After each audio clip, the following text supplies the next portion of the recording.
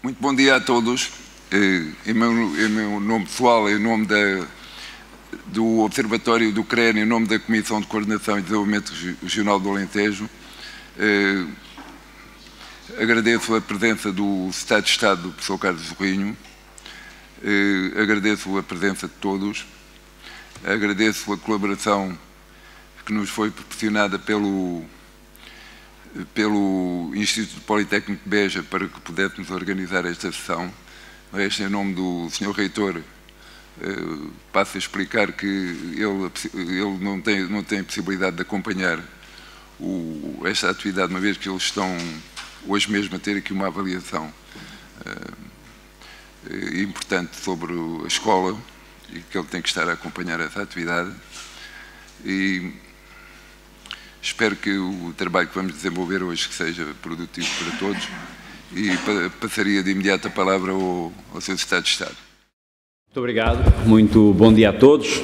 Sr. Vereador Civil do Distrito de Beja, Sr. Presidente da Comissão de Coordenação da Região Alentejo, Sr. Presidente do Observatório do CREN, ilustres convidados, personalidades, vejo aqui autarcas, presidentes de CCRs, representantes das mais importantes empresas da nossa região, coordenador do Programa Portugal MIT, também do IST, enfim, ilustres convidados e participantes. Foi com muita satisfação que acedi a esta solicitação do Sr. Ministro da Economia e Desenvolvimento para o representar na abertura desta sessão de trabalho, porque, olhando para o seu programa, claramente, estamos aqui perante uma conferência, mas que é uma sessão de trabalho, e é uma sessão de trabalho, permitam-me que o refira, muito interessante, porque, ao focar na parte da manhã os desafios da economia verde e, ao focar da parte da tarde, os desafios da avaliação de impacto ambiental, de alguma maneira cruza duas dimensões que são dimensões de enorme complementaridade e que têm que ser duas dimensões, permitam-me que use esta expressão, às vezes um pouco já gasta, mas que sinérgicas, que entre elas se estabeleçam sinergias. Eu quero confessar-vos com toda a frontalidade que desta minha experiência de quase um ano como responsável na área da energia deste governo, de um governo que tem uma aposta muito forte, a maior aposta no plano europeu e mundial mesmo, de promoção de energias sustentáveis, de promoção das energias renováveis, é das coisas que mais me cria às vezes perplexidades, é a tensão, a insustentável tensão entre a vontade de promover a sustentabilidade energética e a resistência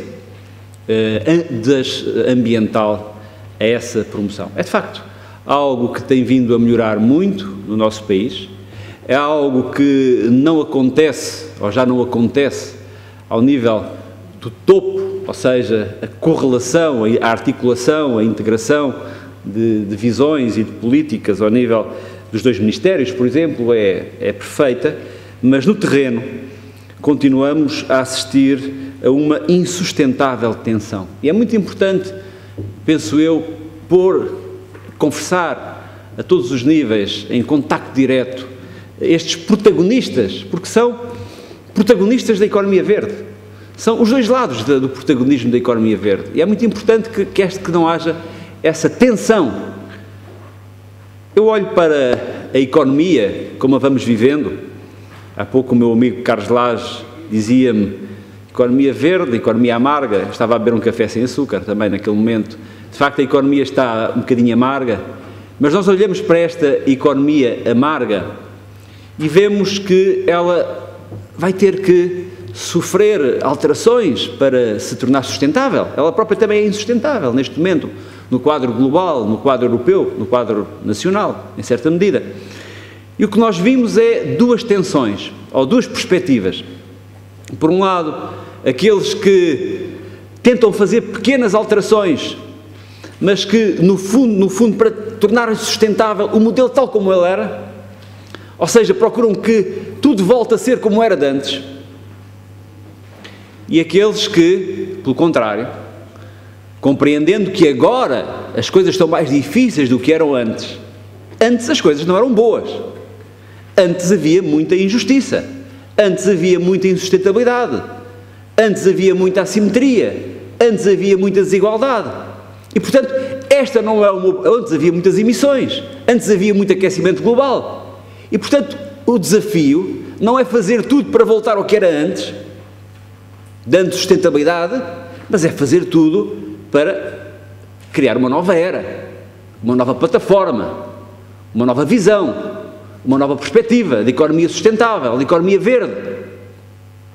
Bem, então, sendo assim, não se pode, por um lado, proclamar a necessidade da mudança e, por outro lado, querer que fique tudo na mesma, nomeadamente na paisagem, nomeadamente no património, nos vários patrimónios.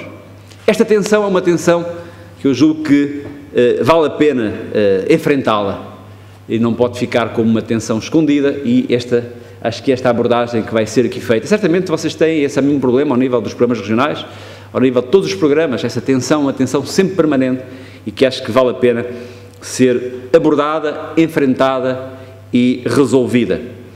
Até porque a minha convicção profunda é que também a Europa, mais do que qualquer outro continente, espaço territorial, espaço de integração, a Europa e a União Europeia em particular, vive um momento absolutamente crítico, um momento em que o ficar no mesmo sítio é uma impossibilidade prática. E ou terá um retrocesso nacionalista, um regresso nacionalista, ou terá que fazer uma evolução para um outro patamar de integração e de diferenciação estratégica.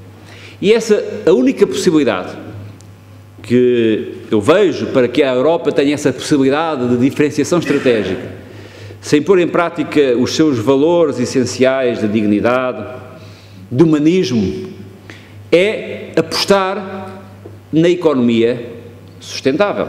Apostar, afinal, naquilo que é a linha central da Estratégia 2020, ser uma Europa inteligente, verde e inclusiva. E se for inteligente, verde e inclusiva, poderá ser competitiva. Se, pelo contrário, se procurar apenas ser competitiva do ponto de vista dos preços, do ponto de vista do capitalismo tradicional, com outros espaços, diluir-se-á nesses espaços, perderá a sua identidade e eu penso que perderá também a sua dinâmica.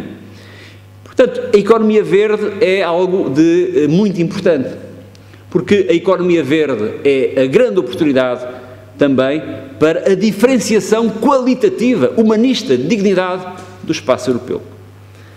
Mas para Portugal, a economia verde é ainda mais importante. Deixem-me dizer-vos que a minha perspectiva, mais uma vez, e eu nestas coisas tenho, além de cumprir o programa do Governo, sempre como respeitando como aquilo que é a minha missão, naturalmente, tenho convicções e gosto de as partilhar. A minha convicção é a convicção de que a história mostra que os portugueses, que a nossa maneira de ser, a nossa maneira de estar, que não muda, a mentalidade não se muda, a mentalidade é o fruto de 800 anos e muito mais, antes da nacionalidade já aqui se estava a criar este caldo de cultura e esta nossa genética. A nossa mentalidade não muda, a nossa atitude pode mudar. E nós somos um povo com uma capacidade criativa, com uma capacidade de inovação, com uma capacidade de encontrar soluções inesperadas para problemas novos.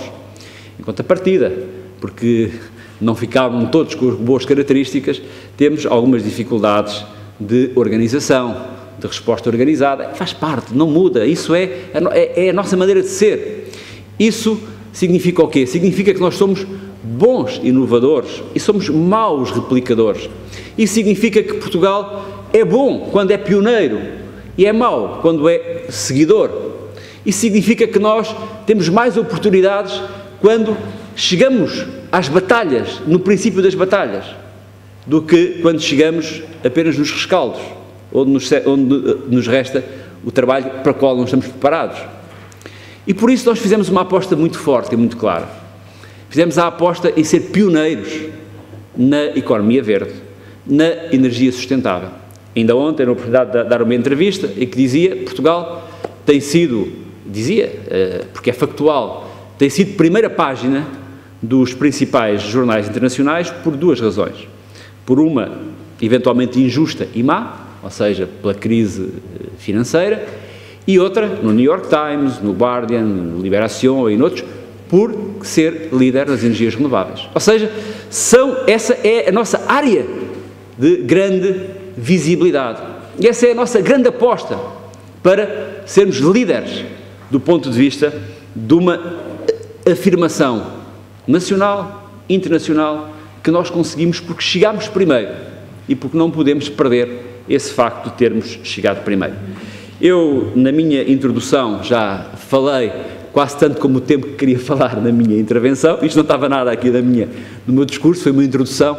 Queria dizer-vos, de qualquer maneira, que queria sublinhar a importância desta aposta na economia verde, não apenas como um modismo, não apenas em nome do ambiente, que é muito importante, em nome do planeta, da sustentabilidade ambiental, que é muito importante, mas o que eu vos queria dizer é que a economia verde, para Portugal e para a Europa, é o centro da sustentabilidade ambiental, é o centro da sustentabilidade social, é o centro da sustentabilidade económica e é o centro da sustentabilidade política. E se tivermos consciência disso, temos que perceber então que quando fazemos avaliações ambientais estratégicas, a palavra estratégica não pode ter um significado minguado, como muitas vezes tem. A palavra estratégica tem que ter o significado pleno de se fazer uma avaliação ambiental de largo espectro, percebendo benefícios e custos de largo espectro. Isso é absolutamente determinante. Um investimento, por exemplo, uma área que é de grande importância, podia abordar todas as áreas, o solar, a hídrica, a nossa aposta no eólico, a nossa aposta nos veículos elétricos, a nossa aposta nos mercados, tantas apostas na economia verde. Vou-vos falar talvez de um setor que é talvez o setor dos mais difíceis com que eu tenho tido que lidar, dos mais complexos, e que tem a ver com a biomassa, por exemplo. Uma central de biomassa, algures no país, é uma fonte brutal de desenvolvimento regional. Emprega 70 a 100 pessoas, emprega pessoas na recolha do material lenhoso, emprega pessoas, protege a floresta dos incêndios, cria dinâmicas fortes. Mas, por exemplo, as centrais que foram licenciadas em 2007, com um determinado tipo de tarifa, eram viáveis, havia um determinado contexto bancário de viabilidade. Elas foram sujeitas a um conjunto de avaliações. Muitas delas demoraram 2, 3 anos a serem licenciadas, avaliadas. Bem, quando foram avaliadas e licenciadas, já não era rentável. Entretanto, já se tinha desenvolvido uma indústria paralela de exportação, de pellets, etc. Já os taxas de juros estavam mais altas, já o contexto económico era completamente diferente. E uma avaliação ambiental estratégica destruiu, em certa medida, pelo timing que demorou, uma oportunidade estratégica de criar um desenvolvimento, uma rede de centrais de grande impacto no interior do país e de animação e de fixação no interior do país. É isto que é importante nós cruzarmos.